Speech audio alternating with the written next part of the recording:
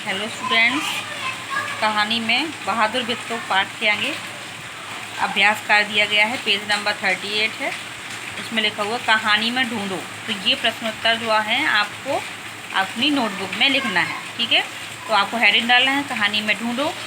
शेर किसान से क्या लेने गया था? तो इसका उत्तर है शेर किसान से बैल लेने गया था। ठीक है, फिर दूसरा प्रश्न है शेर ने बित्तो को राक्षसी क्यों समझ लिया?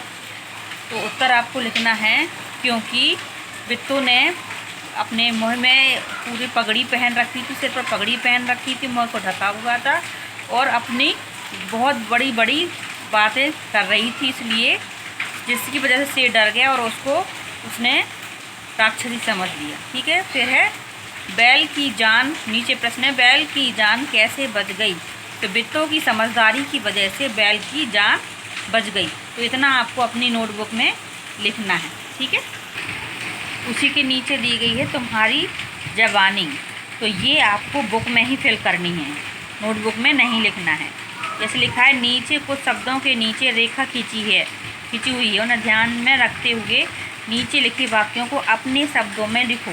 जैसे लिखा है बित्तो घोड़े पर सवार हो गई। तो ये जो लाइन खींची है पूरी इस वाक्य को अपनी भाषा में लिखना है। तो आपको उसी के आगे लिख सकते हो जैसे मैंने लिखा है, या उसके नीचे लिख सकते हो। तो वाक्य आपको अपने वाक्य में लिखना है घोड़े पर बित्तो सवार हो गई, आपको ये लिखना है।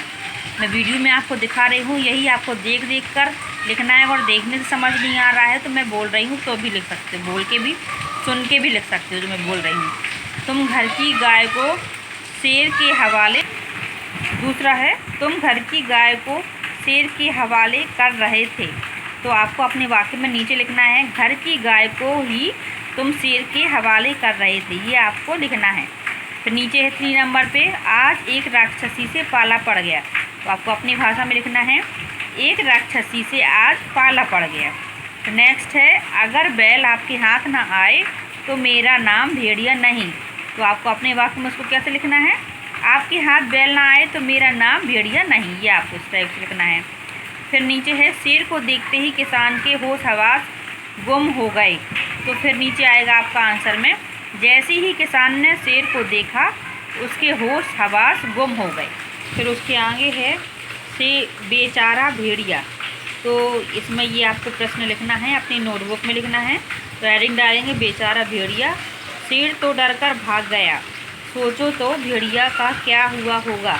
तो आपको उत्तर लिखना है कि शेर के भागते ही भेड़िया बित्तो से डरकर खेत से जंगल की ओर बहुत तेज़ी से भागा होगा। नंबर 1 डाल के आप ये लिखोगे, तो उसी के नीचे नंबर 2 डाल के और ये भी लिखना है आपको जंगल में भेड़िया को शेर से भी डर लग रहा होगा। ये दोनों आपको लिखना है। फिर नंबर दूसरा प्रश्न है शेर किसान के पास कितनी बार गया था? कहानी देखे बिना बताएं। तो आपने कहानी पढ़ी है तो आपको पता है शेर कितनी बार गया था। शेर किसान के पास 2 बार गया था। ठीक है, तो ये आपको अपनी नोटबुक में लिखना है।